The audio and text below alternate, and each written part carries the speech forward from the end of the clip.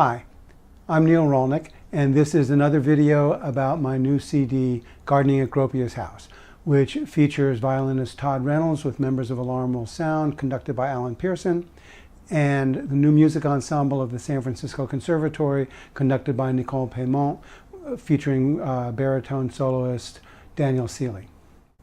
In the previous video, I described an encounter I had with the iconic modernist architect Walter Gropius in 1967 when I was a college student working as Gropius's gardener at his house in Lincoln, Massachusetts. I described that encounter as my personal rejection, beginning of my personal rejection of modernism. But what does that mean? In the mid-20th century, modernism meant music or art which was modern, that is, which was current, which was up to date. Also, it usually meant music or art that rejected old forms, old structures, old sounds, and that embraced the most current of contemporary technology. After World War II, that put a focus on composers like John Cage or Karlheinz Stockhausen or Pierre Boulez and all of their contemporaries. But when I look back now, in the second decade of the 21st century, and I think of modernism, I think of a music that was really confined to that mid-20th century time period, something that's now archaic and not modern in the sense of belonging to our time. During the time I worked for Gropius, and for about a decade thereafter, I bought musical modernism lock, stock, and barrel. I loved the music. I threw myself into learning everything I could about it.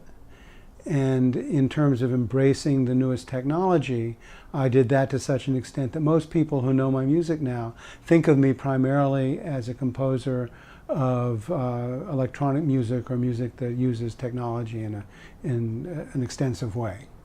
So when I say I reject modernism, I have to qualify it a little bit, because after the 20th century, many of the stylistic features that involve modernism, the ability to include any kind of sound into a musical piece, the ability to think about inclusion of popular music or music from other cultures, the use of new technologies, all of those are just now part of the vocabulary, part of my vocabulary. But let me go back to the mid-1970s, when I was a graduate student, about 10 years after working for Gropius. My daughter was born. I used to hold her and sing her to sleep with lullabies. But I realized that they weren't 12-tone lullabies. They weren't lullabies determined by chance operations. They were pretty melodies, some of which I made up, and some of which were just old songs that I knew. And those lullabies helped me realize a couple of things about myself and my music. First, if my job as a composer is to write the music I hear in my head has always been full of melodies. And it's been full of rhythmic ideas that make me want to move my body. So if I'm going to be honest in the music that I write, those two things have to be a real primary focus of the music. On the other hand, I know a lot of music. I've spent years studying not just contemporary classical music, but older classical music.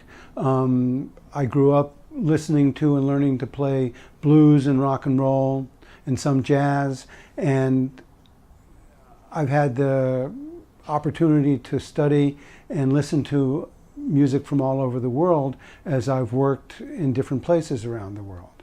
So in everything I write now, there's this struggle to balance the catchy melodies and foot-tapping rhythms that inhabit my brain with the rich and varied musical vocabulary that I've inherited. And I'll talk more about how that works in Gardening at Gropius's House in the next video.